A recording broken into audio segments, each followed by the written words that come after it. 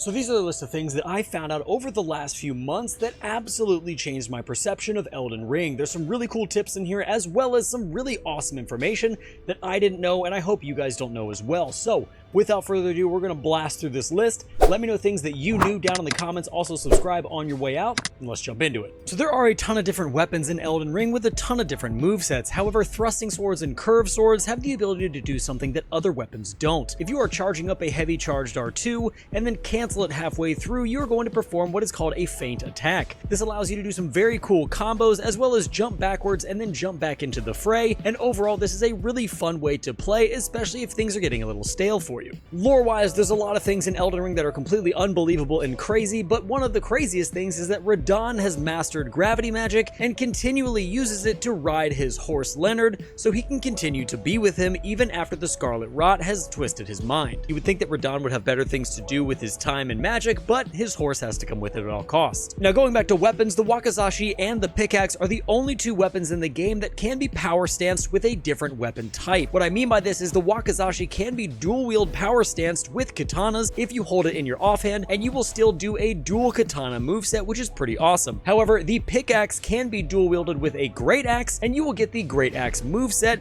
which is also very interesting. Next, if you head to the mountaintops of the giants, there is a tier that almost nobody knows about, and after all of my hours of playing, I just found out. It's called the Crimsonwhorl Bubbletear, and it will defer all damage taken that is not physical damage into health for the player. This can be absolutely pivotal if you're using it for the Placiduce X fight or the Elden Beast fight, which is a ton of holy damage. Now, if you're a shield user in Elden Ring, you may want to know this next fact. The AntSkull Greatshield can boost your immunity by plus 60. It also has the ability to poison anybody on hit, but one of the best things about it is that it has the most hardness of any shield in the entire game. This is going to allow for more guard counter opportunities because your stamina won't run out nearly as fast. Now, everybody's favorite enemy, the Revenants, can be one of the worst enemies in the entire game. However, there is something you can do that will make these completely trivial and useless on your next playthrough. If you use heal spells on the Revenants, you can actually knock them into criticals and deal with them immediately, or you can use a heal spell twice and you will completely obliterate the Revenant. This makes one of the hardest enemies in the game one of the absolute easiest if it's approached correctly. Now, everybody loves halberds in Elden Ring, and the dual halberd moveset is incredible. However, the Knight Rider Glaive and the Lucerne have something that the others don't. Once you're on horseback, you will get an 11% damage buff with those two weapons. However, if you were to stack that with the Lance Talisman, then taking out dragons and anything on horseback in the open world is going to be an absolute breeze for you. Now, we all know that the Briar armor is one of the coolest looking armors in the game. However, if you equip just one piece and you need to finish off a skeleton, you can just roll over that skeleton after you've knocked it on the ground and you will do damage, allowing you to kill the skeleton, making it not be able to get back up again. And for some more outlandish facts, farming the Albinaurics from base level until max level will only take you about 62 hours straight of gameplay. And although that sounds like a lot, in the grand scheme of Elden Ring, it's really not that bad. The Turtle Pope in the Rose Church has a ton of HP, but just how much HP does he have? Surprisingly, the total HP that the Turtle Pope has is more than Placiduce X at 37,500 HP. The IronJar Aromatic is one of the coolest aromatics in the game, allowing you to pretty much be unstoppable. However, there is one minor drawback, which is you can't run, roll, or move almost at all. So to negate this, you need to use the Ash of War Bloodhound Step or Quick Step in order to become an absolute juggernaut, moving around the battlefield quickly while becoming unstaggerable. Moving into the underworld of Elden Ring, into Nokstella, the ants in Nokstella will be under mind control from the Nox who are riding them. However, if you were to put the ants to sleep, they will snap out of their mind control and attack the Nox rider, so you don't even have to deal with them. And if you're a glutton for punishment and want to try out the absolute heaviest setup you can get in all of Elden Ring, you're going to want to include these items. You're going to need to put 6 fingerprint shields on, the full bullgoat armor with the pumpkin head, Millicent's prosthesis, the Great Jar's arsenal, Erdtree's favor,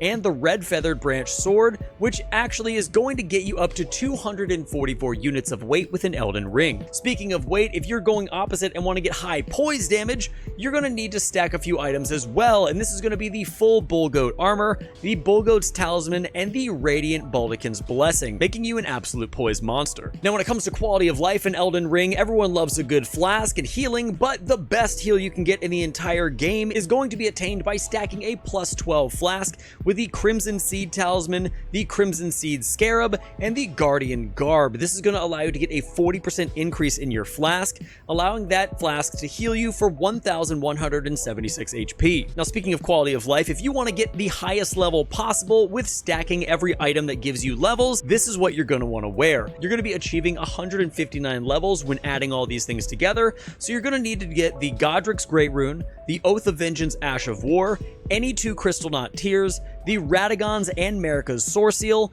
2 of any heirloom talisman, the Silver Tear Mask, and the Commoner's Garb. All of those are going to give you enough levels to reach 159, which is absolute craziness. Now, I've only seen this next one at night, but if you haven't, leave it down in the comments below. When you're running through the lands between at night and you see Erd Tree petals falling, you are actually going to get a small rune boost, allowing it to become quite advantageous to fight at night. Now, speaking of subtle things within Elden Ring that I didn't realize, fire attacks will actually do less damage in the rain. I know this actually makes sense a ton, but it's never something that I took into account. In that same vein, if you're using lightning attacks and you use lightning attacks in the water on an enemy in the water, they will do more damage and also provide a little area of effect for that damage to reach. And one of my favorite things on this entire list, because the invisible scarabs can be such a nuisance to deal with, is if you equip the Carrion Phalanx, it will actually lock on to the invisible scarab and kill them without you having to move at all. All you need to do is stand there and the Carrion Phalanx will lock onto the invisible scarab, and that's all it takes. Moving back to an HP fact, the highest amount of HP you can get is 3,243 HP. This is attained by stacking 99 Vigor, the Erd Tree Favor +2,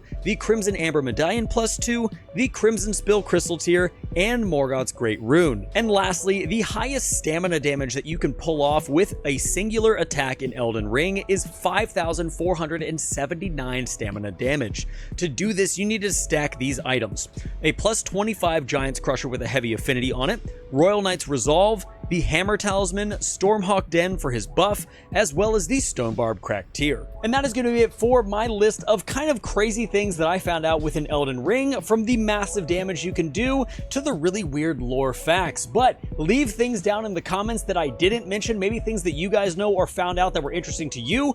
Make sure to subscribe on your way out. Elden Ring DLC is coming, so until next time, stay safe, enjoy the game, and I'll see you in the next one.